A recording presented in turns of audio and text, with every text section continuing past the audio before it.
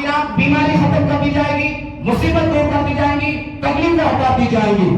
رب نے فرمایا یہ اعلان ہوتا رہتا ہے رب کی طرف سے، بار بار ریپیٹڈ یہ اعلان ہوتے رہتے ہیں۔ پھر آگے حضور نے ارشاد فرمایا اس کے علاوہ اور جو بندوں کی مرادیں جو چاہتیں ہوتی ہیں، اللہ تعالیٰ ایک ایک بندے کی دلی چاہت کا نام لے کر کے اعلان فرماتا ہے کوئی یہ مانگنے والا، ہے کوئی ہم سے یہ چاہنے والا، ہے کوئی اس چیز کا طلبگار، رب فرماتا ہے آج تمہاری مرضی جو مانگو تمہیں اس رات کے سجدے میں عطا کر دیا جائے گا، آج جھولیاں مراد کی بھر دی جائیں گی۔ آگے حضور نے ارشاد فرمایا یہ رب کا اعلان جو ہے نماز مغرب کے اسٹارٹ ہوتے وقت سے شروع ہوتا ہے، اور حضور نے ارشاد فرمایا حتی یطلع الفجر، یہ اعلان بار بار دہرایا جا رہا ہوتا ہے لوگوں کے لیے، لوگوں کی آسانی کے لیے، ان کی یادداشت کے لیے کہ اس گھڑی میں کوئی ہم سے مانگے، اس پہر میں کوئی آ کر کے مانگے، رات کے آخری وقت میں کوئی ہمیں یاد کر کے، رات کے شروع وقت میں کوئی ہمیں یاد کرے۔ حضور نے فرمایا اعلان چلتا رہتا ہے یہاں تک کہ فجر کی اذان ہو جاتی ہے۔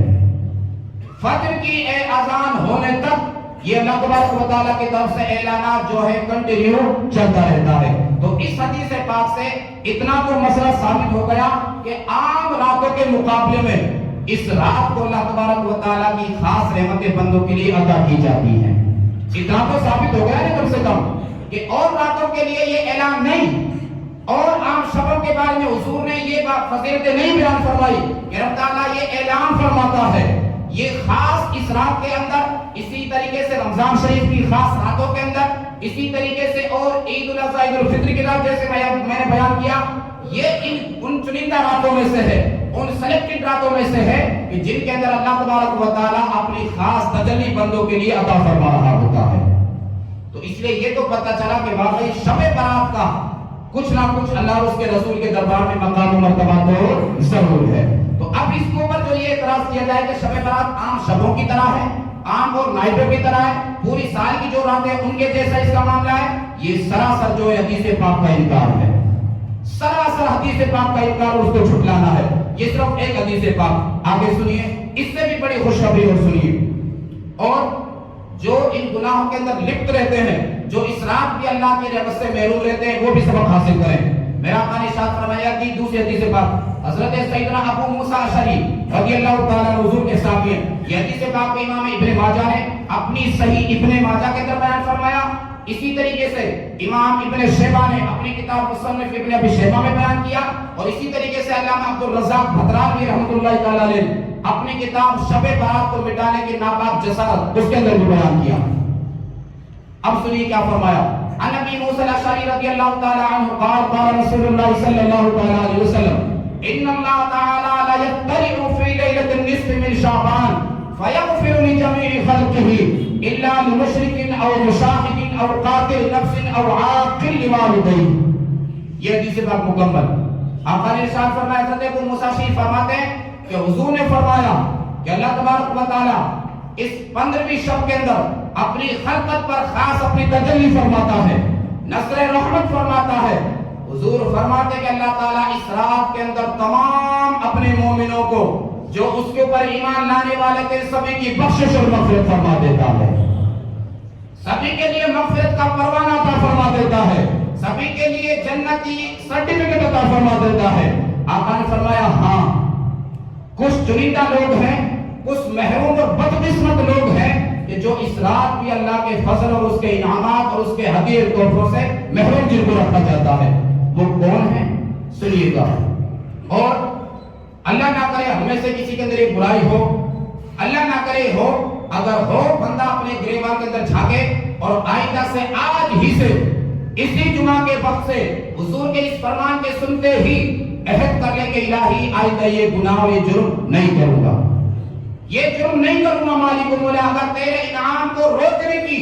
یہ ایک میرے بیچ میں دیوار بن رہا ہے، تیرے فضل و احسان کو حاصل کرنے کے لیے یہ گناہ اگر رکاوٹ بن رہا ہے، مالک مولا میں اس کو چھوڑوں گا، تیرا فضل حاصل کروں گا، اس گناہ کو طلب کروں گا، تیرا انعام میں جو ہے حاصل کروں گا۔ سنیے کیا فرمایا حضور نے، حضور فرماتے کہ تمام بندوں کی بخشش اور مغفرت کر دی جاتی ہے، ہاں کچھ وہ محروم ہے، بدقسمت ہے کہ جو اس رات بھی اللہ کی اس بخشش کے پروانے سے، اللہ کی اس بخشش کے اعلانات سے محروم رہتے ہیں۔ حضور نے ان میں گرایا سب سے پہلا مشرک اور کافر، کیونکہ ایمان کے بغیر اللہ کے کسی بھی انعام کا بندہ حقدار نہیں ہو سکتا۔ رہی دنیا تو یہ دنیا تو اللہ کے یہاں حضور شافر کا حدیث شریف کے اندر یہ دنیا تو اللہ کے یہاں مچھر کے پر سے بھی زیادہ ذلیل ترین مخلوق ہے،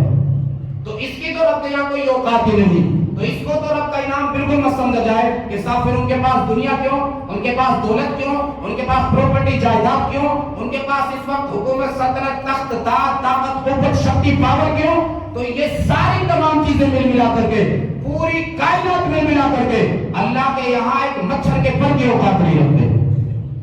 تو اللہ کے یہاں اس تمام کی تو حیثیت یہ جو میں نے آپ کو سمجھائی، تو اس کو تو اللہ کا انعام بالکل کاؤنٹ نہ کیا جائے، بالکل بھی اللہ کا انعام شمار کیا جائے کہ یہ تو پھر رب کا انعام ہے ان کے لیے، بالکل رب کا انعام نہیں۔ مچھر کے پر کی میرے آپ کے نزدیک کوئی اوقات ہے؟ بالکل نہیں ہے، تو جیسے میرے آپ کے یہاں اس کی کوئی ویلیویشن نہیں، تو اسی طریقے سے اللہ کے یہاں اس کی کوئی ویلیو کوئی اوقات نہیں، بلکہ ریجیکٹڈ چیز ہے، اور ریجیکٹڈ چیز کو بندہ جو ہے اپنے سے الگ تھلگ کر کے کوئی آ جاتا ہے زیادہ تھا اس کے لیے عطا کر دیتا ہے، تو رب نے یہ اس لیے ان کے لیے دی ہے، اس کو بالکل مت کاؤنٹ کیا جائے۔ تو رب نے حضور نے ارشاد فرمایا پہلا وہ بندہ جو اللہ کی رحمت سے اس رات محروم رکھا جاتا ہے، کافر اور مشرک، کلیئر بات۔ دوسرے نمبر پر کیا مولا نے ارشاد فرمایا او مشاہدین، یا کسی مسلمان بھائی سے دینی وجہ سے یا دنیاوی وجہ سے جو ناجائز ہو اس کی وجہ سے دل میں اس سے بغض اور حسد اور چراغ رکھتا ہو، اگر صرف کوئی وجہ نہیں، کوئی ایسا ویلڈ کارن نہیں کہ جس کو شریعت مانگے کہ ہاں صاحب یہ ویلڈ ہے، یہ بات جس کی وجہ سے اس کو دشمنی ہے، اس سے چراوٹ ہے، اس سے اسے نفرت ہے، اس سے اسے بغض ہے، اگر ویلڈ شریعت اس کو مانگی ہے تو یہ تو دشمنی رکھنا رب کو ناپسند نہیں بلکہ بہت بڑی اللہ کے یہاں عبادت مانی جاتی ہے۔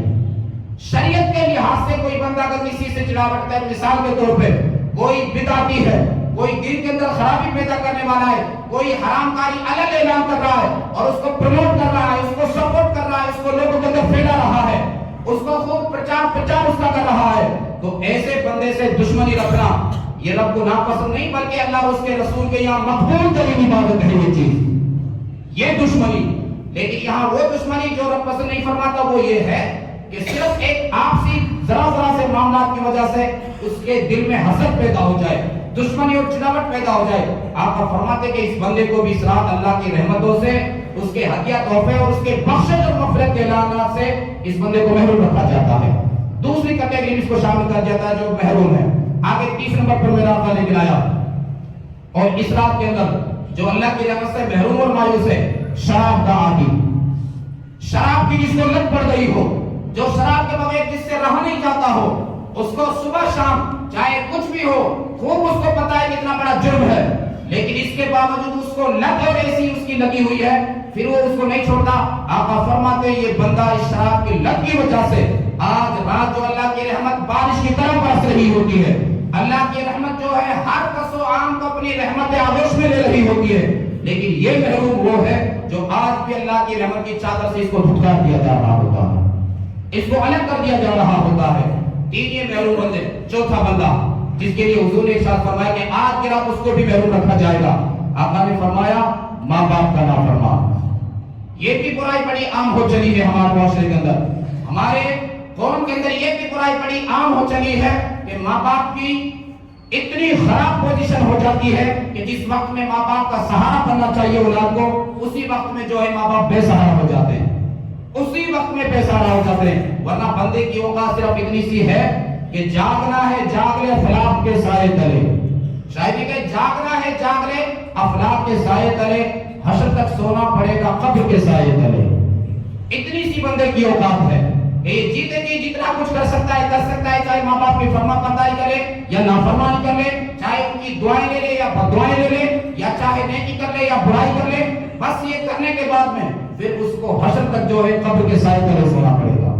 تو ایک بڑا عارضی ٹھکانہ، ایک ٹیمپریری جہاں اپنا استھان ہو، نواس ہو، رہنا ہو، تو اس جگہ میں انسان کیوں نہ ایسا کام کرے، کیوں نہ ایسی بھلائیاں کرے، کیوں نہ ایسے کارے وہ کر کے جائے کہ پھر اس کا ہمیشہ حشر تک نام اس دنیا کے اندر باقی رہے، اس کو یاد رکھا جاتا رہے۔ تو بہرحال یہ حدیث پاک دوسری جس سے پتہ چلتا ہے کہ شب برات والی جو یہ نائٹ ہے، اللہ تبارک و تعالیٰ نے ضرور اس کو خاص مقام عطا فرمایا ہے، ضرور اللہ تعالیٰ اس کے اندر اپنی رحمت جو ہے عام فرما دیتا ہے، ہر کسی کو اس کی آغوش رحمت جو ہے اپنے اندر سمیٹ رہی ہوتی ہے۔ تیسری حدیث پاک حضرت عائشہ صدیقہ قبرستانوں کے جانے کے تعلق سے میں حدیث پاک بیان کر رہا ہوں تاکہ صحیح مسئلہ واضح ہو جائے کہ صاحب قبرستان میں ہی کیوں جایا جاتا ہے اس رات میں؟ ہم نے کہا اس وجہ سے جاتے ہیں، حدیث شریف کی وجہ سے جاتے ہیں، حضور کی سنت کی وجہ سے جاتے ہیں اور حضور کے فرمان کی وجہ سے جاتے ہیں، اپنی طرف سے نہیں جاتے، اپنے کسی مفتی کے فتوے کی وجہ سے نہیں جاتے، اپنے کسی